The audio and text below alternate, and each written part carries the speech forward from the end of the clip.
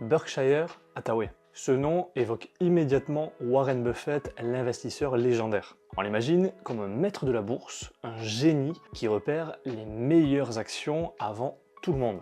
Mais ce que peu de gens savent, c'est que son conglomérat ne repose pas principalement sur l'investissement en actions. En réalité, son empire fonctionne grâce à un mécanisme bien plus subtil et redoutablement efficace. Le vrai secret de Berkshire Hathaway, l'assurance et surtout ce que l'on appelle le float. Une activité qui lui permet d'accumuler des milliards de dollars presque gratuitement et de les réinvestir avec un effet de levier unique. Grâce à ce modèle brillant, Warren Buffett a construit l'une des entreprises les plus puissantes de l'histoire avec une performance qui surpasse le S&P 500 depuis des décennies. Dans cette vidéo, on va plonger dans les coulisses de Berkshire Hathaway, comprendre comment Buffett a transformé une modeste entreprise textile en un géant financier et révéler le moteur caché derrière son succès. Vous verrez pourquoi Berkshire Hathaway est bien plus qu'un simple conglomérat d'investissement et comment son modèle économique repose sur une mécanique financière peu connue mais incroyablement puissante.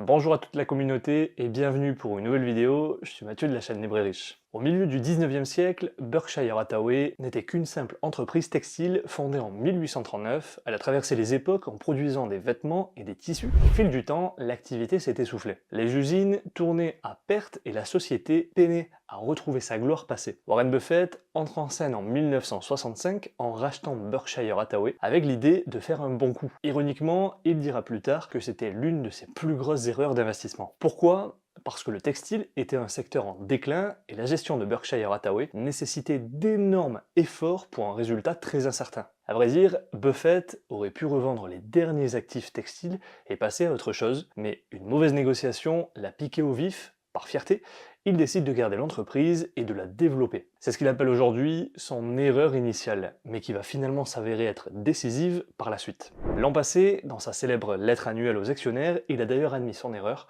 en rendant hommage à son ami et associé disparu, Charlie Munger, et en déclarant notamment, en 1962, il a décidé de se lancer dans la gestion de fonds.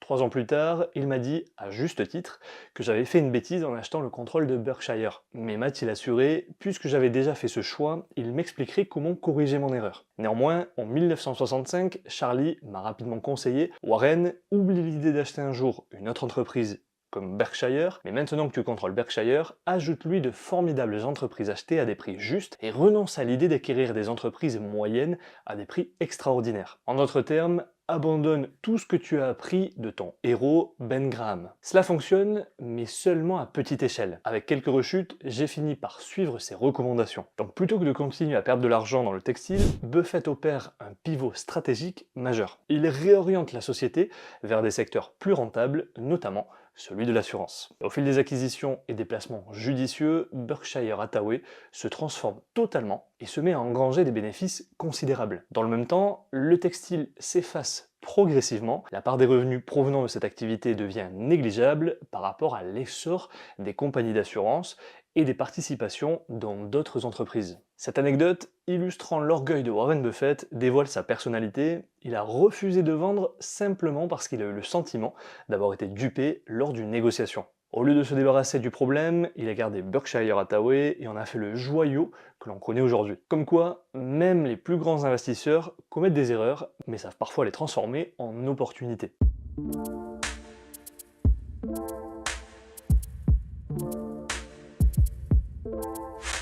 Arrivé à ce stade, si vous cherchez la véritable source de la puissance financière de Berkshire Hathaway, ne cherchez pas du côté des placements boursiers. Oubliez tout ce que l'on vous a dit sur Warren Buffett. Le vrai moteur, c'est l'assurance. Avant de passer à la suite, si vous cherchez à diversifier vos investissements et faire fructifier votre épargne, je vous recommande notre partenaire Swissborg. Swissborg est bien plus qu'une simple plateforme d'achat de crypto-monnaies. Avec plus de 800 000 utilisateurs vérifiés à travers l'Europe, cette plateforme suisse se positionne comme un véritable écosystème de gestion de patrimoine en crypto-actifs. Leur mission, c'est de démocratiser la gestion de la richesse en la rendant à la fois ludique, juste et axée sur la communauté. L'un des avantages clés de Swissborg selon moi est sans aucun doute son Smart Engine qui vous permet d'acheter, vendre ou échanger vos actifs en toute simplicité et en trouvant toujours le meilleur prix parmi les exchanges centralisés et décentralisés comme Binance, Kraken ou encore Solana. Il faut savoir qu'aujourd'hui, lorsque vous souhaitez acheter des crypto-monnaies, il faut s'inscrire sur une plateforme et espérer obtenir le meilleur prix possible. Avec Swissborg, vous n'avez donc plus besoin de vous inscrire sur plusieurs plateformes, il suffit de s'inscrire sur Swissborg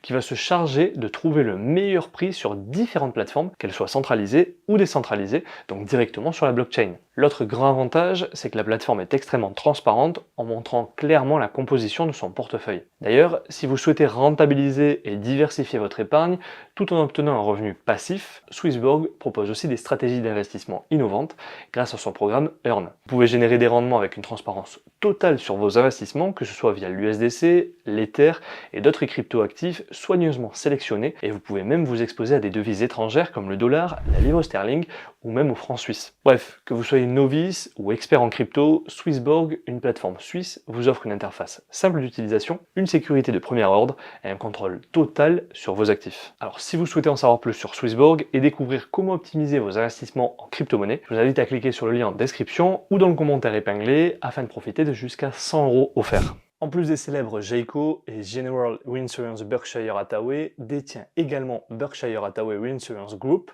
formant ainsi un ensemble de sociétés d'assurance qui engrangent chaque année des milliards de dollars de primes. Le principe de base est le suivant. Lorsqu'une compagnie d'assurance perçoit des primes, elle ne verse pas immédiatement toutes les indemnisations. Une partie de ces fonds reste donc disponible tant qu'aucun sinistre n'a été réglé. Ce qui distingue Warren Buffett, ce n'est donc pas seulement sa capacité à investir dans de grandes entreprises, c'est aussi son accès à des milliards de dollars de liquidités avec un coût du capital quasi nul. En effet, ce que peu de personnes savent, c'est que l'activité principale de Berkshire Hathaway, c'est l'assurance. Autrement dit, il dispose d'argent gratuit. Cet effet de levier financier n'était ni le fruit d'une levée de fonds auprès d'investisseurs, ni d'un endettement massif, mais provient plutôt d'une source de capital privilégiée, le float. Il s'agit d'un concept financier méconnu que toute entreprise peut potentiellement exploiter. Le float s'explique ainsi.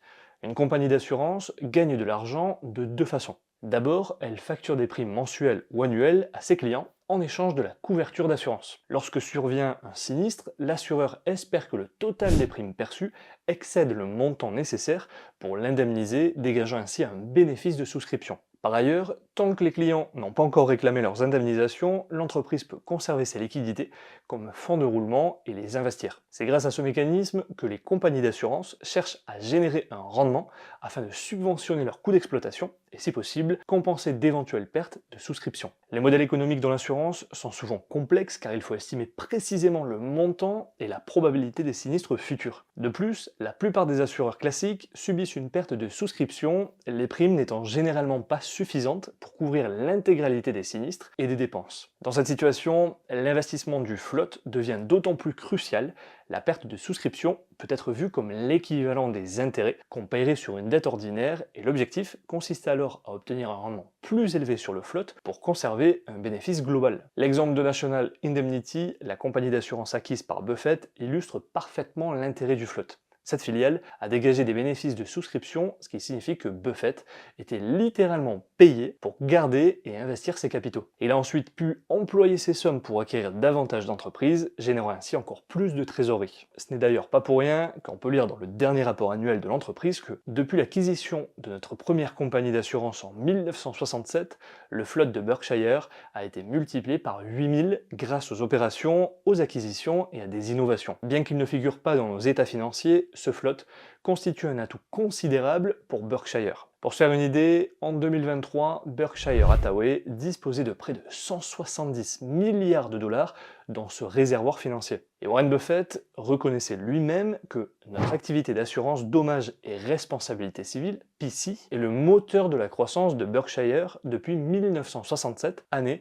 où nous avons racheté National Indemnity et sa société sœur National Fire and Marine pour 8,6 millions de dollars. Aujourd'hui, National Indemnity est la plus grande compagnie PC au monde en termes de valeur nette. L'assurance repose sur des promesses et la capacité de Berkshire à honorer ses engagements est sans égale. L'une des raisons pour lesquelles nous avons été attirés par le secteur PC tient à son modèle économique. Les assureurs dommages perçoivent des primes à l'avance et versent les indemnisations plus tard. Dans des cas extrêmes, comme l'exposition à l'amiante ou les accidents graves sur le lieu de travail, les paiements peuvent s'étendre sur plusieurs décennies. Ce modèle, encaisser maintenant, payer plus tard, laisse aux compagnies PC la détention de sommes importantes, ce que nous appelons le float, qui seront finalement reversées à d'autres. Entre-temps, les assureurs peuvent investir ce float à leur profit. Bien que les contrats et les sinistres soient fluctuants, le volume de flotte détenu par un assureur demeure généralement assez stable par rapport à celui des primes. Ainsi, lorsque notre activité se développe, notre flotte croît également et il a considérablement augmenté. Pour le dire simplement, ce float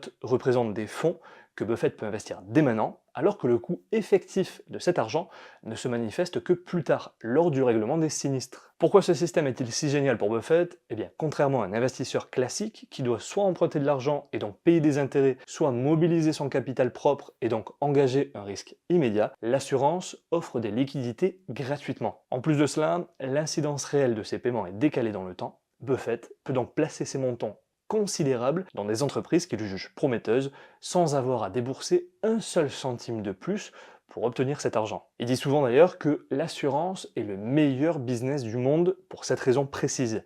Le float agit comme une avance de fonds permanente que Berkshire Hathaway peut faire fructifier avant d'en avoir réellement besoin pour payer d'éventuels sinistres. Et lorsqu'en plus la branche d'assurance est suffisamment rentable pour que les indemnisations n'excèdent pas les primes collectées, ou seulement de manière marginale, on se retrouve avec une véritable machine à cash. Au cours de certaines années particulièrement réussies, Berkshire Hathaway parvient même à générer du float sans perte nette, démontrant la solidité de ce modèle unique. En fin de compte, Berkshire Hathaway est bien plus qu'un simple portefeuille d'actions géré par Warren Buffett. Son véritable moteur réside dans ses activités d'assurance et surtout dans l'utilisation du float, cet argent que la compagnie touche à l'avance via les primes et peut ensuite réinvestir de manière rentable. C'est ce modèle particulier qui confère à Berkshire Hathaway une telle puissance financière. De mon point de vue, qu'il s'agisse de Berkshire Hathaway ou de Warren Buffett en général, l'une des leçons les plus importantes à en tirer est que nous faisons tous des erreurs et nous ne devrions pas chercher à les éviter à tout prix.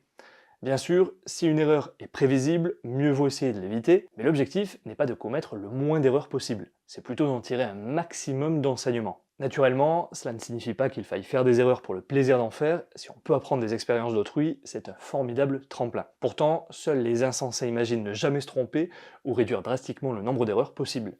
On peut d'ailleurs citer la stratégie d'Elon Musk qui valorise l'apprentissage par l'échec, contrairement à la NASA, historiquement plus portée sur l'évitement absolu d'erreurs. Chercher à minimiser les fautes à l'extrême peut mener à l'immobilisme. Il vaut mieux avancer, quitte à se tromper, puis apprendre de ses échecs. Pour y parvenir, encore faut-il déjà savoir reconnaître et accepter ses erreurs. Aucun entrepreneur ne peut prétendre y échapper, et c'est ce que nous enseigne l'analyse de centaines de parcours. Autrement dit, celui qui veut limiter à tout prix ses faux pas et refuse de voir ses torts est condamné à la médiocrité. A l'inverse, celui qui les admet et en tire des leçons a toutes les chances de réussir.